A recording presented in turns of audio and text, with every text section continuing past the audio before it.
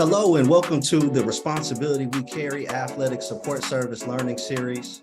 I'm your co-host Travis Ballard, and I currently serve as the N4A ECC Institutional Partnership Program Chair. And our co-host is Mr. Quadro Steele, who serves as our co-chair in our ECC IPP committee. Today, we bring you part 3 of our series, and we have 2 dynamic leaders within the intercollegiate athletic space. We are joined by Shanika Mungeon, Director of Educational Enrichment at the University of Illinois, and Christina Ruffin, Assistant AD for Academics and Student Services at Norfolk State University. Yeah, so I've got Miss Tina Ruffin, who's been one of, I guess, my road dog in the MEAC for the last 8 years. So talking about Miss Tina, started off, I just found a legacy student at the North Carolina Agricultural and Technical State University, Aggie Pride. That's the only time you're gonna get me to say that while I work at NCCU. Tennis athlete, but also was a softball athlete in high school, had some scholarships there, transitioned into the field at Georgia State, and then went to hold it down at Norfolk State University. I talked about sitting across from people and their positions just change each time. And so I started off, she was academic coordinator, then she's the eligibility specialist, and now she's the assistant athletic director running things down there. Also did a little bit of marketing, board oversight. You need it, she's handling it at Norfolk State University. Welcome, Miss Tina Ruffin. Oh, I gotta put the most important role. Mother of Miss L. Christian Vickers, who I heard is running things down there, living her best life. Got to meet her at the Central Norfolk State game. Again, welcome, team. Thank you so much for having me. That's going to be hard to top. Quadro he's the intro all-star, but I'm gonna do my best because I personally have had a relationship with Shanika from seeing her son grow and how, having quite a few colleagues and my wife working with her. I know that Shanika is an all-star in every space that she walks in, from within the athletic department and inside of her home. She currently serves as a learning specialist, and she's over screening, assessment, evaluation for all students. Shanika began her career as a classroom teacher at James S. Ricards High School in Tallahassee, and then transitioned to Florida State, where she started and helped initiate the LIFE program. And I know tons of stories about the significance of how LIFE has tremendously impacted groups of color, men of color, all individuals of color, and trying to help that with that holistic experience. And Shanika also serves on our board of directors, active member for the N4A. Huge influence. It's good also to see that she's a woman of color on that board, influencing academic support individuals within our community. And then I know this is one of the salient parts of her life that she enjoys the most, is being a proud mother and loving on her boy, Micah. So Shanika, thank you for coming in and blessing us with your presence. Thank you. I'm glad to be here and share space with all of you. No pressure on either one of you, but every panelist mentioned you guys as the work that you've done as either professionals or moms. So no pressure, y'all, y'all got some celebrity status. So talk about the positive impact that motherhood has had on your job. I'll start, I don't mind. Just again, as a learning specialist day to day, I'm working with mostly men, a lot of times Black men. I think it gives me a little street cred to have a child. It's like I've almost got it in already. They respect me as a learning specialist, but I think me being a mom gives me a little bit more edge, that they understand that my treatment of them would be something that I would want somebody to give my own child, and so that I'm invested. And so when I have to get on them a little bit, they understand it's coming from a place of love. So I think positively, just in my life, working individually with student athletes, it's given me a leg up. I can push a little harder because of a mom and because they've seen my son in the space and they see he gets the same thing that they get. So I think they can appreciate that. And I would agree. I just had a conversation with one of my women's basketball student athletes, and I called her and I said, "Can I talk to you like you my child?" And so just like Lenjen was saying, I treat my student athletes as if they are my children, and my child gets the same exact treatment. Maybe not to the severity of the talking, but the actions of it. But I also think a benefit of working in this field and having a child that's in athletics, as academic advisors, we kind of see like this new generation of students. And I was just meeting with somebody and they were like, but it's also the parents, how we're raising them. And so it's helping me be very mindful, not to make sure that, especially when my child's in sports, not to be one of those parents, so that they can learn the real lessons of athletics and sports, and not everybody's not going to get a participation award. You really have to work for it. So I think it allows us as mothers to kind of see how we want to raise our children, so they're not the children that we kind of talk about when we're in these kinds of spaces. But also like having the leg up, we talked about it before this call started, just having our children go to these events. Like my daughter has been in athletics since she came out. This was the first stop from the hospital, was Norfolk State. So really it's all she knows. And to know her AU basketball team was so in awe when she got to meet Coach Dawn. But to her, that's just her everyday life. Like to her it was, Mom, do I have to take a picture with her? Like, girl, yes, you don't understand the magnitude of who this woman is. So I think it gives us a benefit. And like you said, we have that kind of brownie points with our kids. You know, so the amazing thing about both of your stories, and this is also a personal point of just knowing each of you, your mentorship and how you've both been role models.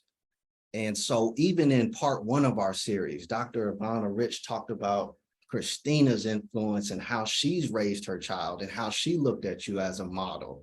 And even Dr. Regina Johnson in part two of our series talked about Shanika's influence and how she's raised her child and how that influenced them. They mentioned you, both of you, particularly as being a part of their village, your community.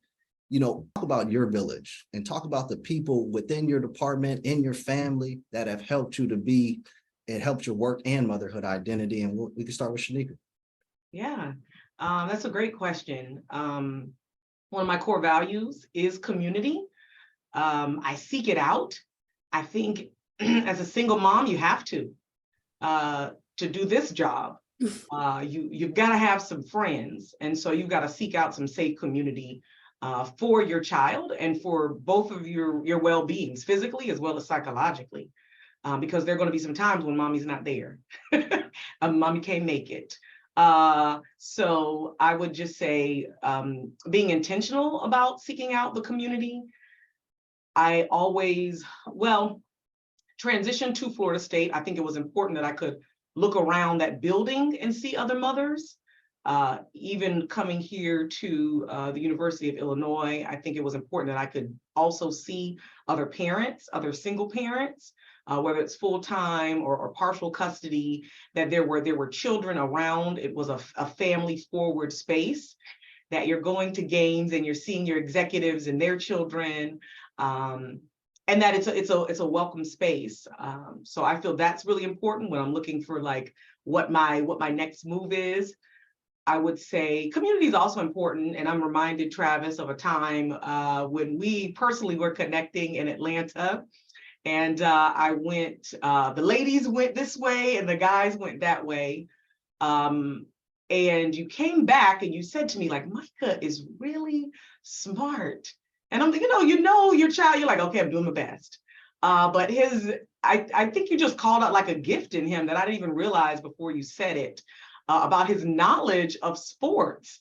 And he might have been like 6 or 7 at the time, and just how much he knew about professional and collegiate sports was kind of mind-boggling to me. And then he was able to engage with you all at the men's table.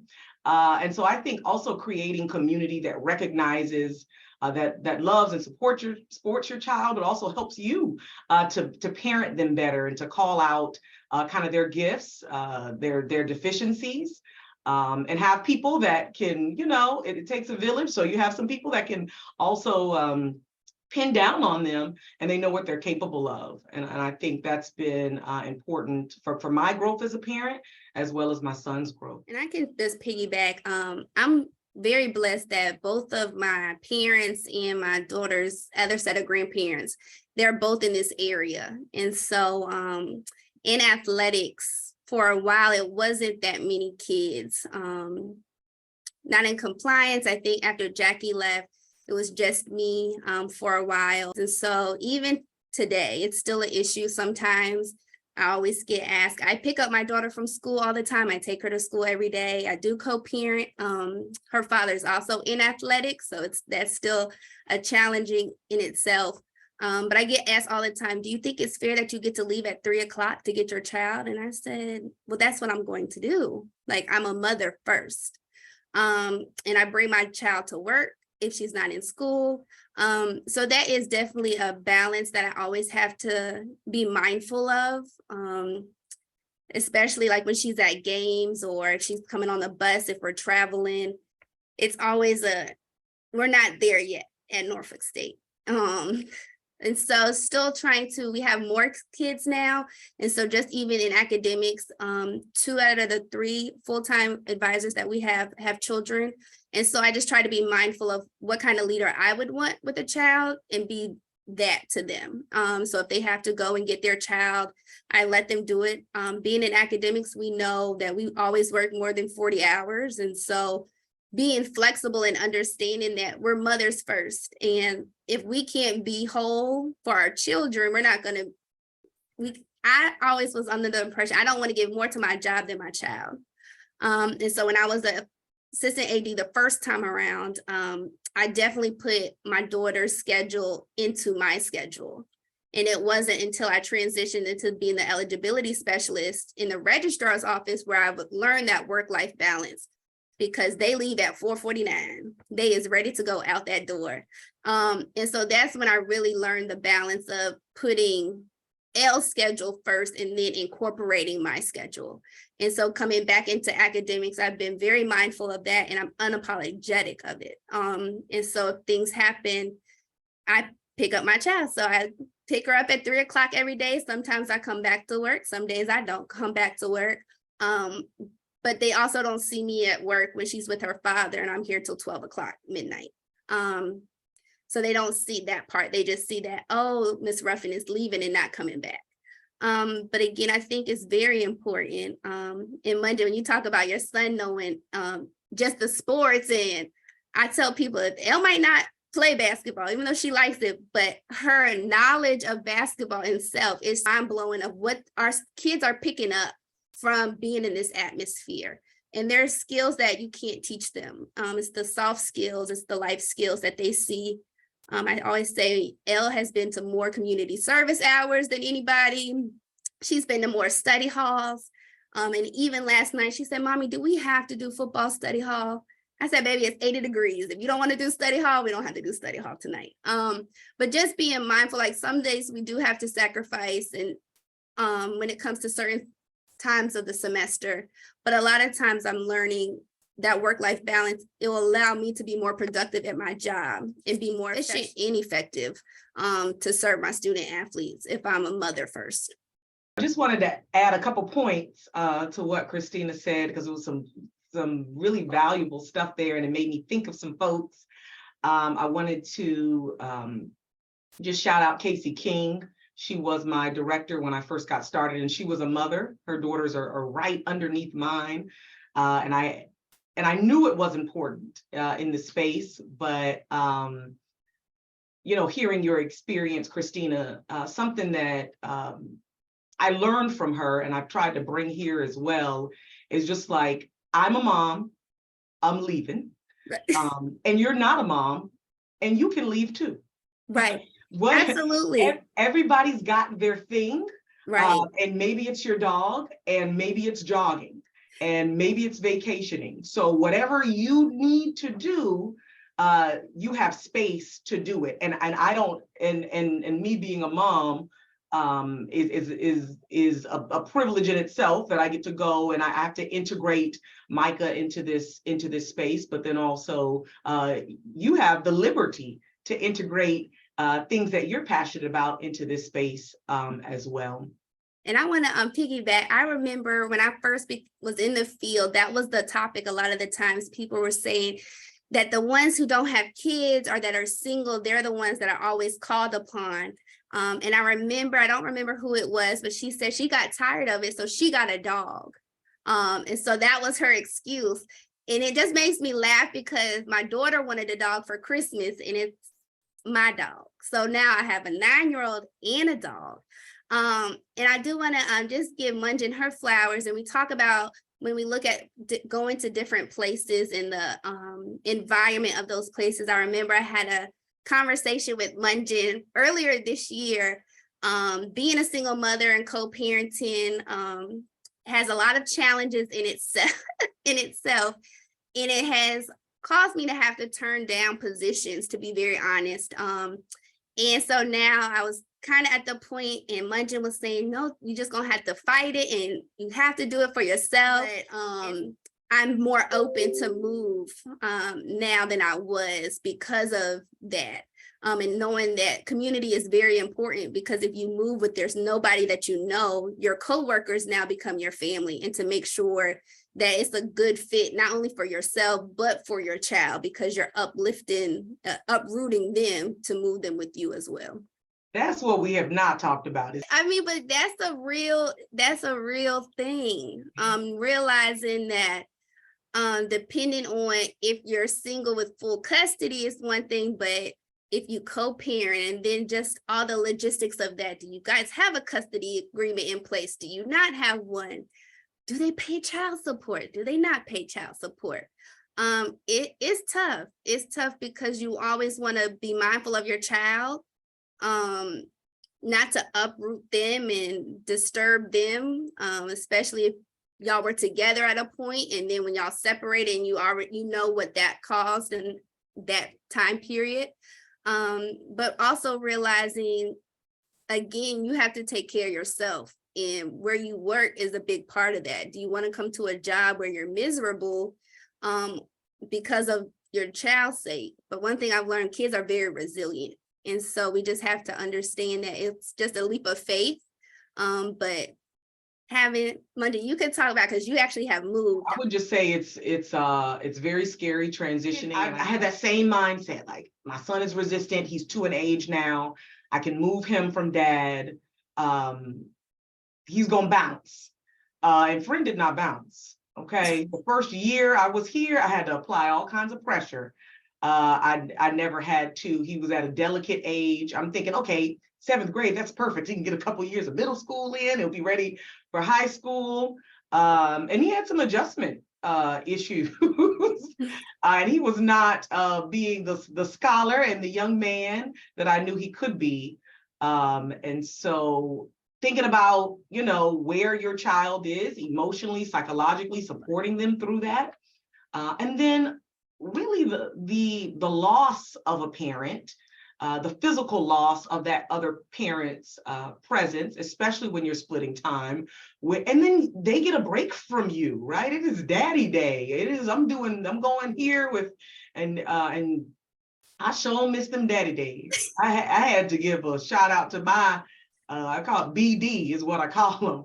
I had to shout out my BD one time on Instagram because I miss my co-parent being in close proximity to us, and that's something that I had to think about after the fact, which I didn't realize that I would miss as much, once I was making the decision to move. But it's been great. My son, he's been flying by himself. It's been pins and needles for me, but he's been flying. We've got a halfway point. We've kind of worked out what we're doing, just kind of on the outside of everything else. And he trusts me. and kind of allows me to make some choices for our family and kind of how we're going to work. All of what you said is really important to the field. And we and Tina, I know we kind of share philosophies, but I'm definitely a pick my child up from school. And can you guys talk about this? And Travis, he's been waiting for me to ask this question because I've been false tutoring him on kids, which you never take anybody's advice on children, but I'm like, let me just throw some stuff out there. But he always asks me about when they get older. And I would say that was more of a challenge for me because the workplace a lot of times focuses on when you have babies. Can you guys talk about what it is to be in this profession and have older children as they're growing up? What are some of the surprising adjustments you have to work through? I think for me, it's kind of a little bit different because Elle has been at Norfolk State since birth. Her dad being a coach of a women's team, I can just call them and say, hey, can you take Elle? And so now with her being older, I can come to work and she's very self-sufficient. So it's not me always stopping every 2 minutes to play with her or ask a question. She knows campus like the back of her hand. Everybody knows her on campus. So she walks freely on campus. She goes where she wants to go. Like Dr. Rich said, Elle and Mel pretty much ran wherever they wanted to go. And now my supervisor, she's here now from UTSA, and she has a son in school at Norfolk State, and then a son a little bit older than Elle, and then twins. So right now they have Alpha Good Friday, so they're here. And so for me, with Elle being older, it's actually easier for me to come and go. She doesn't complain too much now about having to be dragged out for football games and basketball games and this and that.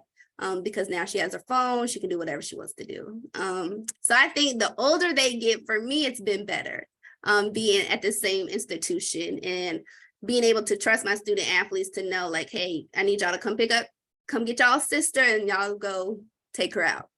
I would agree with Tina. It's been easier for sure. For me here, it's Good Friday. I woke up, I said, hey, are you coming with me today? And he was like, nah. Not coming. He has got to the point where this is no longer glamorous. It is no longer fun. Okay, tell so-and-so I said what's up. And that's as far as he goes. So sometimes he comes with mom still. Made me think of like sometimes I have game day obligations, football season. He'll pack one of his PlayStations. He'll sit in my office for hours. We'll have the snacks. I'll bring the meal.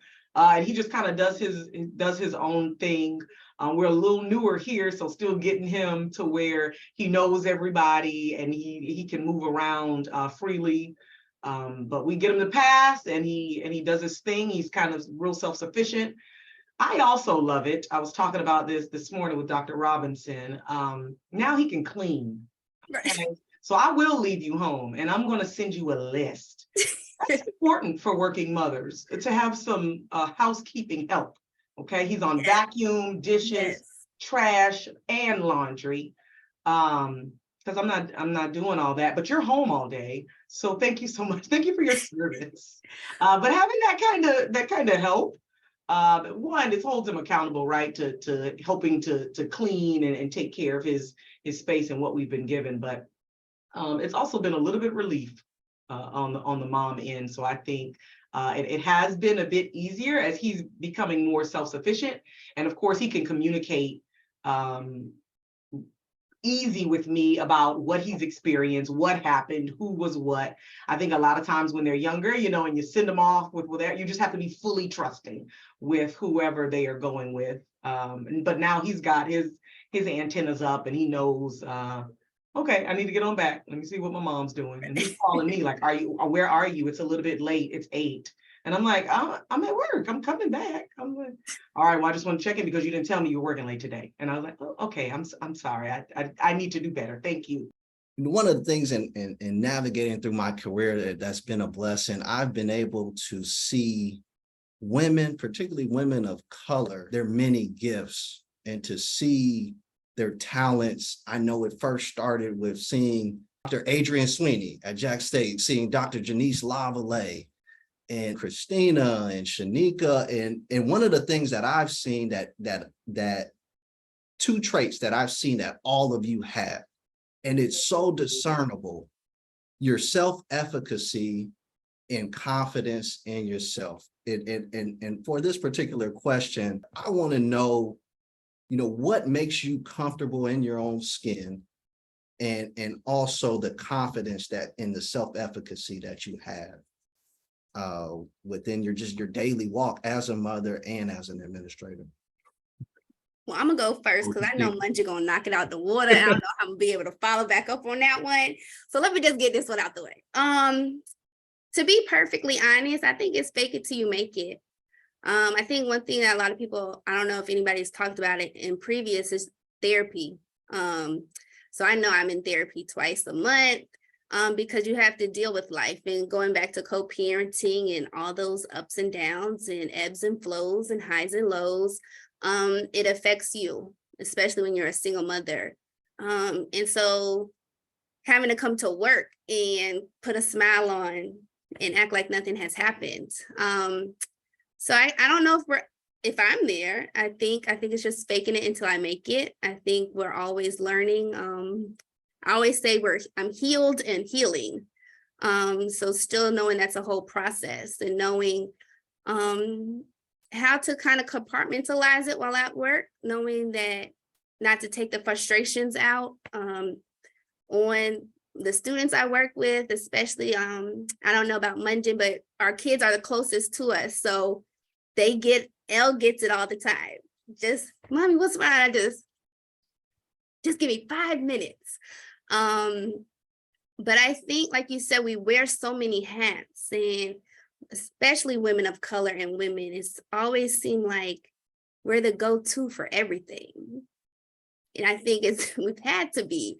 And so that's it's the frustrating part of it, when you don't have that support at home and at work, and you're always constantly battling and trying to prove your worth and argue salaries and making sure that you're appreciated the way that you should be appreciated.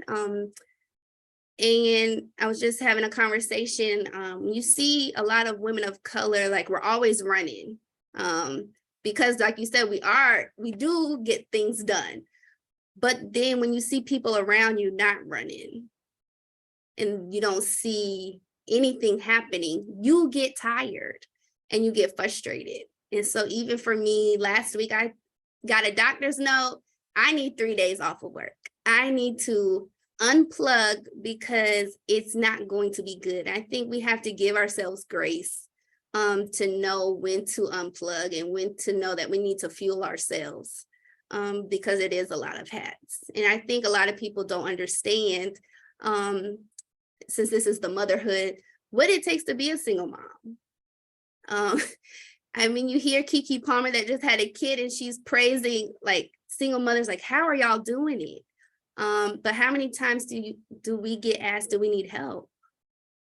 And a lot of times you don't want to ask for help at the same time, because you don't want to trust people to tell your whole story, because can they really handle your story?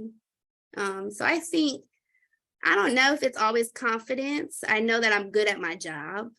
I always tell Travis, I always tell everybody, like, all these big words, like, I'm just, like, it's so being comfortable with that, knowing that the scientific and the study background I might not have, but knowing that I'm good at my job, knowing that the relationship I have with my kids, I tell people, to me, a good advisor, you can tell a good advisor or just a good employee by the students they still are in contact with once they graduate. And so when you have students who now you're part of their family and they're part of your family, I think that's what gives me confidence to know, or the reassurance to know, like, okay, Tina. And being at an HBCU, I always tell people, you have to have this has to be purposeful. If this is not your purpose, if this is not what God has given you to do, then at an HBCU, you will drown really quick. I think that's great, Tina. I started life coaching last month, and it's counseling, okay? Except the insurance is not helping me pay the bill. And I think it's important too, because you are processing a lot of emotions. And for me, I just need the words to put with kind of how I'm feeling. So I started that journey as well, to just be able to sit down and process with somebody unbiased, because we will unload on our children. We will unload on our networks. We will unload on our coworkers. And I just needed to be able to unload and just have somebody hear me in a way where they weren't necessarily connected to me. So just want to say kudos to you for you on your journey, that I am on one as well. The first thing that popped into my mind was just like my relationship with God. And as I talk with my life coach about it, because we're kind of doing like spirit, body work, but I'm trying to make sure that it's not arrogance. I want to keep it real low, but I'm walking into spaces where it's like God is with me, and whatever comes of this is in his plan and is in his will for my life. And so I think a lot of my confidence to be like, okay, son, this is how we're going to do this. Okay, student, this is how we're going to do this. Okay, supervisor, this is what I'm seeing. This is what I'm thinking. I think a lot of that just comes from confidence in God. I think also, to Christina's point, I'm working. So there's a lot of confidence in what I do because I'm doing it at a very high level. And so I'm paying attention. I'm thinking about what's going on. And it sounds very simple, right? Like, I'm paying attention. I'm thinking about work after I leave work. It's borderline a little crazy. But when you spend the time thinking about what it is that you're doing, it will inform your practice. And everybody doesn't do it. And so I think when you've taken time to kind of ponder, think about, okay, what can make us better? How can I be creative and innovative? How can I still serve the same purpose, but do it differently because this isn't working? A lot of times in athletics, y'all know we love traditions, okay? We love to just do things the way we've been doing it. And that burns me up. So I just like to think, and so I think part of that confidence is also like, I've thought about this. I've thought it through. Let me talk about it with you, and let's put our things together.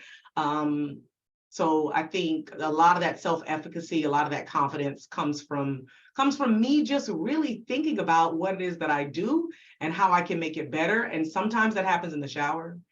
Sometimes that happens, late at night. Sometimes I'm reading something on news break, and I have an idea, but I think really being ingrained in what it is that I'm doing and looking at it, to Christina's point, it's more than a 9 to 5, right? You're always in it. It is integrated into your life because of how we serve our institutions, our universities, and our students. So that would be my thing.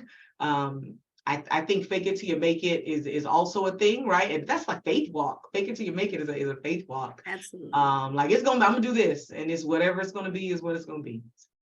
And I just want to piggyback what you said, Munjin, because I think that's something that, especially women of color, because you said something, you was like, I don't want to act as if I'm arrogant, or think as you said.